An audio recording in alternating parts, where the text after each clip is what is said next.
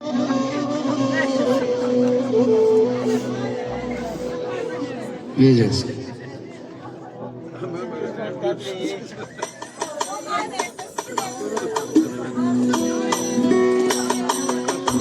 Bir sevgi bir xəstəlikdir.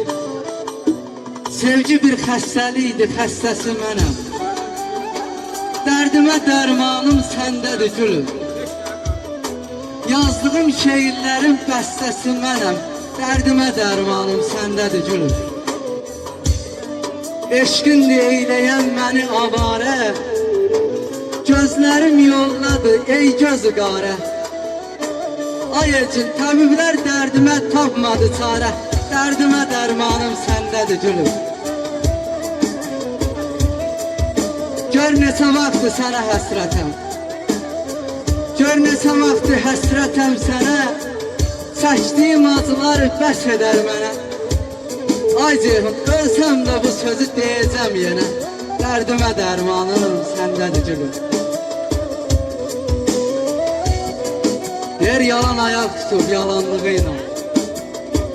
Yalan ayaq tutur yalanlığı ilə. Bayquş da fəxr edir viranlığı ilə.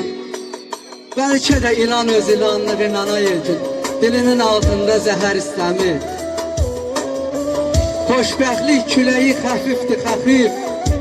Bu mehdən çoxuna dəymir çox eyib. Çınarın budağı zərifdir zərif. Bəlkə ona görə bəhər istəmir. Sudan çıxanlara etmə sorğular. Yalanlar danışır susur doğrular. Bir gecə quşudur bir də oğrular. Gecəni istəyir səhər istəmir. Qüssə qəmin yükü ağır dağır.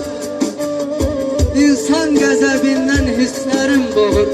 Ay ruhim, arzular içindən arzular doğur. Adam bu dünyadan nələr istəmir. Adam bu dünyadan nələr istəmir. Allah səni xoşbəxt eləsin qardaş. Şeirlər çoxdan və vaxtımız azdır.